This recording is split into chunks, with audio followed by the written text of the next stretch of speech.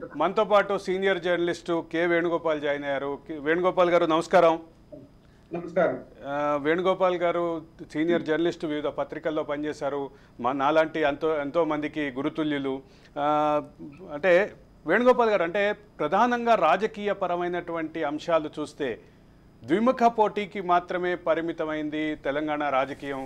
గతంలో త్రిముఖంగా ఉన్నటువంటి పోటీ నుంచి ఇప్పుడు కేవలం రెండు జాతీయ పార్టీల మధ్య మాత్రమే పోటీ ఉంది అనేటటువంటి వాదన బలంగా వినిపిస్తోంది. దీన్ని మీరు ఎట్లా చూస్తారు? మీరు అన్నది సమంజసంగానే ఉంది.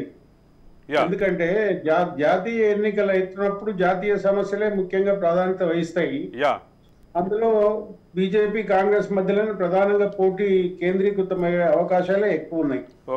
బీఆర్ఎస్ అంత తొందరగా బీఆర్ఎస్ ను ప్రజలు క్షమించరు అని నేను అనుకుంటున్నా. ఎందుకంటే ఆ పార్టీ ఘోరమైన తప్పిదాలు చేసింది. అంత కేవలం 4 నెలల కాలంలోనే ప్రజలు అన్ని మర్చిపోతారని చెప్పలేము. అదే సమయంలో కాంగ్రెస్ చేసిన వాగ్దానాల్లో చాలా వాగ్దానాలు నెరవేర్చలేదు, ఒకటి రెండు ఏదో చేసినట్టుంది. కానీ ప్రజలు అంత తొందరగా రియాక్ట్ అవ్వరు. మేధావులము, చదువుకున్న వాళ్ళము ప్రభుత్వ వైఫల్యాలను వెంటనే గుర్తించి వ్యతిరేకంగా మాట్లాడడం ప్రారంభిస్తాము. బట్ సామాన్య ఓటర్ అంత తొందరగా రియాక్ట్ అవ్వటం. కానీ అదే సందర్భంలో ఇంకొక ప్రధానమైన అంశం కూడా చర్చలోకి వస్తుంది. బీఆర్ఎస్ ఒక పక్కన వీక్ అయినటువంటి ప్రస్తుత పరిస్థితుల్లో ఈ మొత్తం త్రిముఖ పోటీ మొత్తం ద్విముఖ పోటీ అయినటువంటి పరిస్థితుల్లో కాంగ్రెస్కి తుక్కు కూడా సెంటిమెంట్ ఎలా కలిసి వస్తుంది? అదే సందర్భంలో మోడీ మేనియా రాష్ట్రంలో ఎలా పనిచేస్తుంది? ఈ రెండింటిదే ప్రధానమైనటువంటి చర్చగా ఉంది. దీన్ని ఎట్లా చూస్తారు మీరు? మోడీ మేనియా అంటే ఆల్రెడీ వాళ్ళు రంగంలో ఉన్నారు కదా. ఇదివరకు గత పార్లమెంట్ ఎన్నికల్లో 4 సీట్లు గెలిచారు. అంత ఆ 4 సీట్లు గెలిచే అవకాశం లేకపోయినా గెలిచి చూపించారు. మోడీది ఇంకా వాళ్ళు ప్రచారం అందుకోలేదు,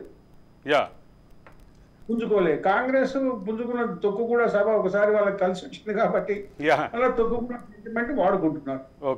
అప్పటికంటే ఈసారి సభ ఎక్కువ చేస్తారు. కానీ వాగ్దానాల విషయంలోనే కాంగ్రెస్ ఆచరణాత్మకమైన విధానం ప్రకటించాల్సి ఉంది. గతంలో తుక్కుగూడలో చేసిన వాగ్దానాల్లో ఏమి ప్రధానమైన వాగ్దానాలు ఏమి నెరవేర్చలే. కేవలం మహిళలను ఆర్టీసీ బస్సుల్లో అనుమతించడం తప్ప మిగతా వాగ్దానాలు నెరవేర్చలేదు. ప్రజలు కొంచెం నిరాశగా ఉన్నారు. కానీ అయినా ప్రభుత్వం మీద ఇంకా ఆశావాహ దృక్పథంతో వేచి చూస్తారనేది నా భావన.